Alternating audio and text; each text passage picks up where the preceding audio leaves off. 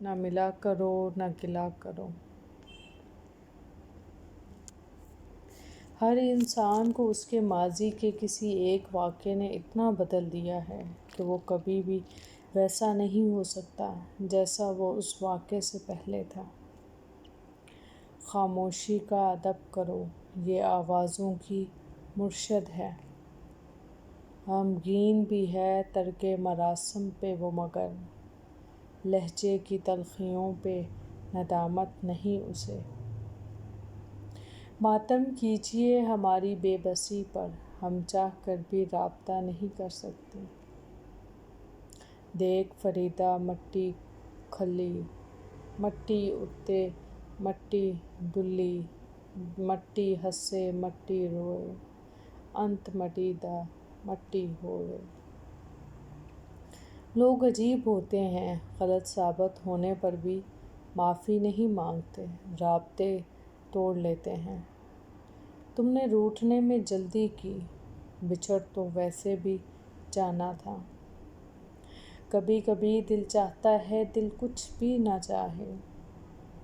تم جسے بے رخی سمجھتے ہو ہم اسے احتیاط کہتے ہیں۔ اللہ جب بہترین سے نوازتا ہے تو پہلے بدترین سے گزارتا ہے۔ مسکرانے کے زمانے گزر گئے صاحب، وقت دفنا گیا میرے شوق بھی میرے ذوق بھی۔ آتے آتے آ گیا ہے حادثوں پر یوں صبر، جیسے ہم پتھر کے ہوں اور دل کو کوئی دکھ نہ ہو۔ مسکرانے کے زمانے گزر گئے صاحب، وقت دفنا گیا میرے شوق بھی میرے ذوق بھی۔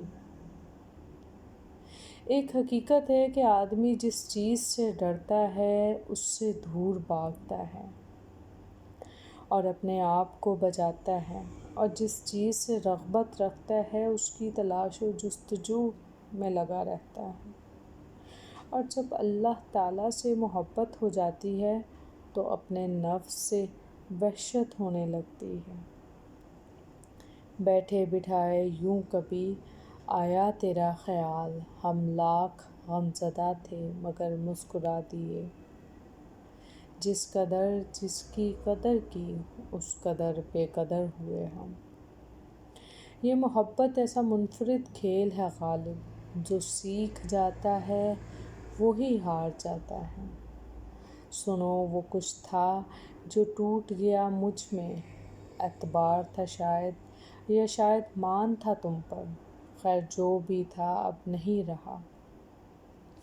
حوصلہ بہت ہے مجھ میں پر یہ لازم تو نہیں نا کہ ہر بار آخری حد تک آزمایا جاؤں۔ تو چہروں کا بوجھ نہ اٹھایا کیجیے، دل نہ ملے تو ہاتھ بھی نہ ملایا کیجیے۔ تو یاد کر یا بھول جا، تو یاد ہے یہ یاد رکھ، جس شخص کی غلطی غلطی نہ لگے، کتاب عشق کی تفسیر میں اسے محبوب کہتے ہیں۔ خالص کیجیے بے شک نفرت کیجیے، اسے خبر ہی نہیں کیا ہے انتظار کا دکھ، میں اس کے پاس کبھی دیر سے گیا ہی نہیں تھا۔ جاہلوں میں نہیں ملے اتنے جتنے جاہل پڑھے لکھوں میں ملے۔ حاصل اور لا حاصل کے دائروں میں سب گھوم رہے ہیں، حاصل کی ناقدری اور لا حاصل کی حسرت ختم ہی نہیں ہوتی۔ وہ تو جذبات کی حرمت سے ہی ناواقف تھا، کیسے ممکن تھا کہ وہ عشق کی کبھی عزت کرتا۔ تجھ سے کرتا ہوں ملاقات سمٹنے کے لیے، تجھ سے ملتا ہوں تو کچھ اور بکھر جاتا ہوں۔ میرے بعد اگر کسی کو مجھ جیسا پاؤ تو میرے بعد کسی کے ساتھ مجھ جیسا مت کرنا۔ جسے پا نہیں سکتے اسے سوچ کر ہی خوش ہونا عشق ہے۔ ترقی اتنی کہ ہزاروں میل دور بیٹھے لوگوں کو سن لے اور بے حس اتنے کہ پاس بیٹھے لوگوں کی تکلیف نہ محسوس ہو۔ اور میں نے آزاد کر دیا ہر وہ رشتہ، ہر وہ انسان جو مجھ سے بیزار ہے۔ مجھے نہ اب کسی کی خواہش ہے نہ کسی کی طلب، نہ جانے والوں کو روکنا ہے اور نہ آنے والوں کا استقبال کرنا ہے۔ آنے والا اپنی طاقت، اپنی حالت کا ذمہ دار خود ہے، اور جانے والا اپنے فیصلے کا اختیار خود رکھتا ہے۔ محبت انسان میں ٹھہراؤ لے آتی ہے۔ وہ اوپر سے جتنا پرسکون نظر آتا ہے، اندر سے اتنا ہی بے چین ہوتا ہے۔ غریبوں کی حالت بدلنے کا دعویٰ کرنے والے خود غریبی کے ذائقے سے ناآشنا ہیں۔ غلطی ہمیشہ قابل معاف ہوتی ہے اگر مان لی جائے تو۔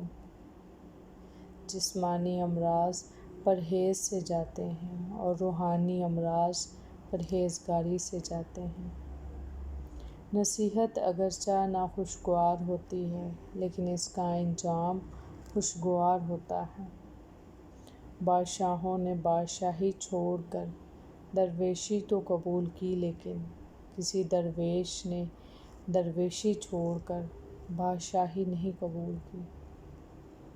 معمولی باتوں پر کرتے رہنے کی عادت جہاں آپ کی خوشیوں کی دشمن ہے، وہیں یہ آپ کو بے مقصد مصروف رکھتی ہے۔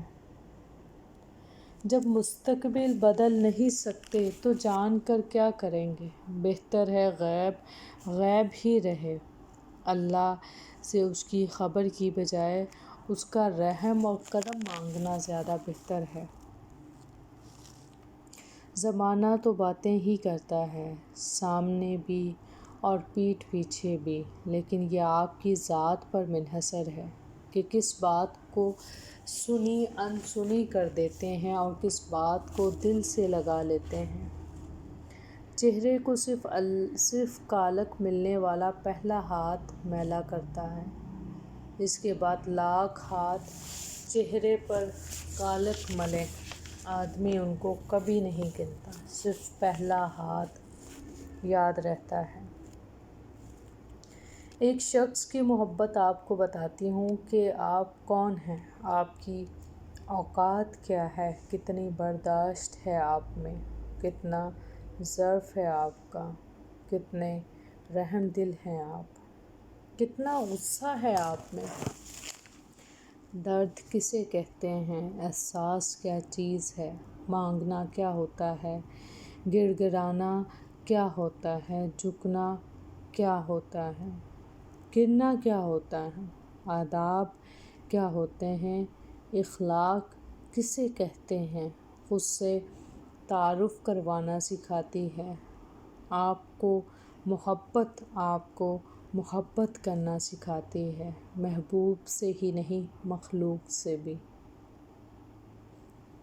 پابندی سے نماز پڑھنے والوں کی آنکھ لگ جائے تو اللہ پاک ایک فرشتہ بھیجتا ہے، جاؤ میرے بندے کو نیند سے بیدار کرو، کہیں اس کی نماز قضا نہ ہو جائے۔ اللہ پاک ہر کسی کو نماز پڑھنے کی توفیق عطا فرمائے، آمین۔ ہم سب یہی کرتے ہیں نا، انسانوں کے بارے میں اپنے گمانوں پر چلتے ہیں، یہ ماننے کو تیار ہی نہیں ہوتے کہ ہم غلطی کر کے بدل سکتے ہیں تو دوسرا بھی غلطی سے سیکھ سکتا ہے۔ توبہ کے دروازے پر کسی ایک انسان کا نام نہیں لکھا ہوتا۔ زندگی میں ہمارے ساتھ چلنے والا ہر شخص اس لیے نہیں ہوتا کہ ہم ٹھوکر کھا کر گریں اور وہ ہمیں سنبھال لے ہاتھ تھام کر، گرنے سے پہلے یا بازو کھینچ کر گرنے کے بعد۔ بعض لوگ زندگی کے اس سفر میں ہمارے ساتھ صرف یہ دیکھنے کے لیے ہوتے ہیں کہ ہم کب، کہاں اور کیسے گرتے ہیں۔ لگنے والی ٹھوکر ہمارے گھٹنوں کو زخمی کرتی ہے یا ہاتھوں کو خاک ہمارے چہرے کو گندا کرتی ہے یا کپڑوں کو۔ جو انسان اپنے اصل سے بھاگتا ہے وہ پھر ساری زندگی بھاگتا ہی رہتا ہے، کیونکہ اصل کبھی نہیں چھپتا، کبھی ختم نہیں ہوتا۔ اس پر لحاف ڈالیں غلاف یا مٹی، یہ کہیں نہ کہیں پھر باہر نکل آتا ہے، ہزاروں سروں والے استے کی طرح، جس کا ہزارواں سر کاٹتے کاٹتے پچھلے 999 پھر نکل آتے ہیں۔ سکون قلب کسی فارمولے کا نام نہیں۔ فارمولے تو بچوں کے لیے ہوتے ہیں کہ مٹھائی بنا لی ہے، لو کھا لو، لیکن یہ سکون قلب ہے۔ کسی کا سکون قلب برباد نہ کرو، سکون قلب مل جائے گا۔ پیسوں سے محبت نہ کیا کرو، سکون مل جائے گا۔ دعا پر بھی ضد نہ کرو، نامنظور دعا کا بھی اتنا ہی احترام کرنا جتنا منظور دعا کا۔ اگر یہ فرق سمجھ نہیں آتا، سکون قلب نہیں ملے گا۔ اللہ تعالیٰ کی جانب سے جو ہو رہا ہے، اگر آپ اس کو پسند کر کے چلنا شروع ہو جاؤ، سکون قلب مل جائے گا۔ اللہ خود پر کوئی احسان نہیں رکھتا۔ اگر آپ نے اس کے لیے کوئی چیز چھوڑی ہے تو وہ آپ کو اس سے بہتر شے سے نواز دے گا۔ انسان کی خواہشات سے اللہ کو دلچسپی نہیں ہے۔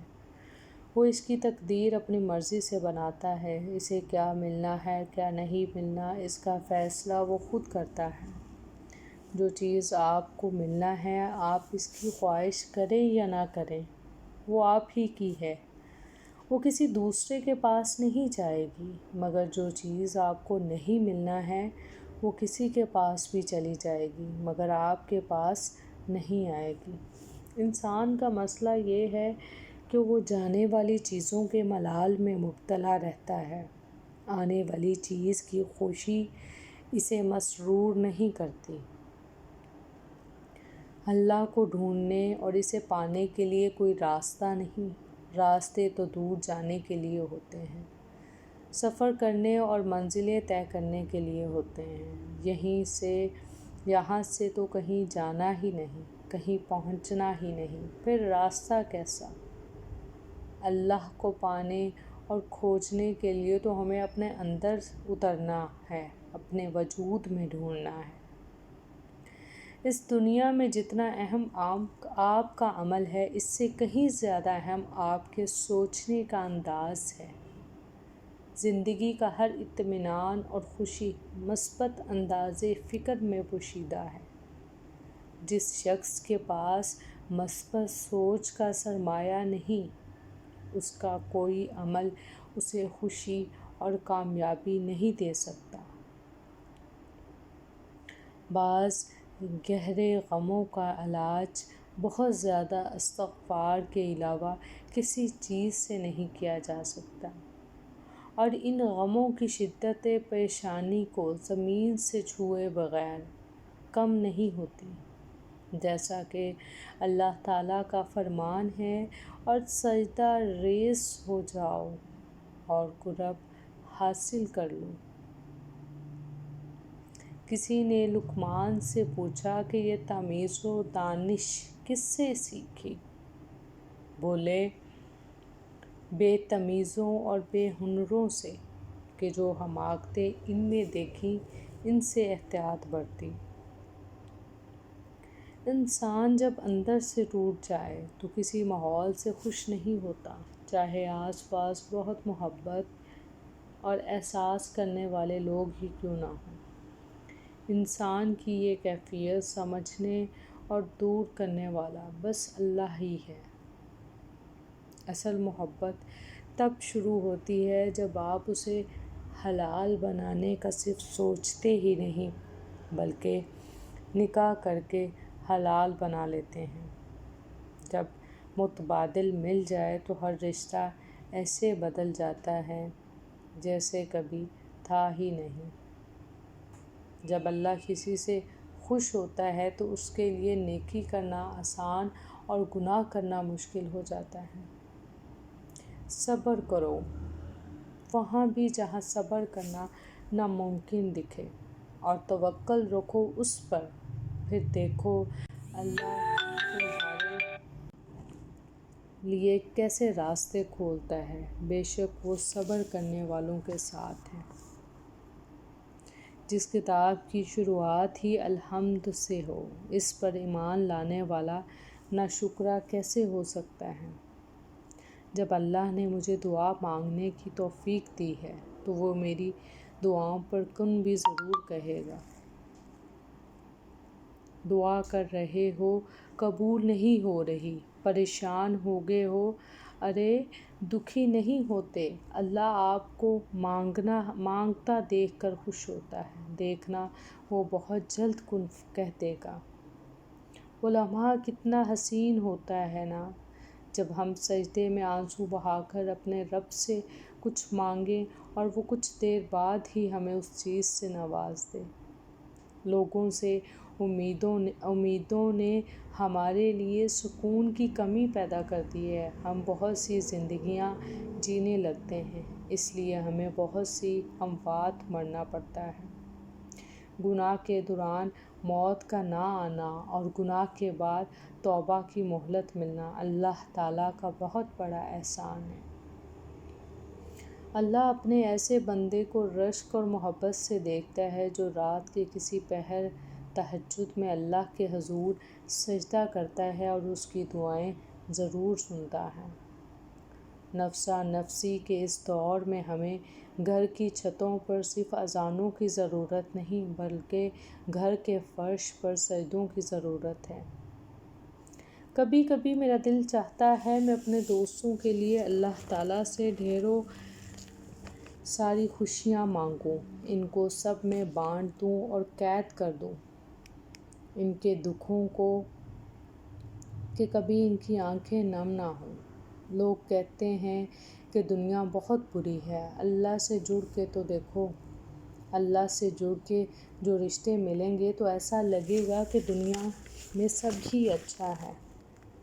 جو اللہ تعالیٰ رات کو دن کے اجالے میں بدل سکتا ہے تو کیا وہ آپ کی زندگی میں موجود دکھوں کے اندھیروں کو خوشیوں کی روشنی میں نہیں بدل سکتا؟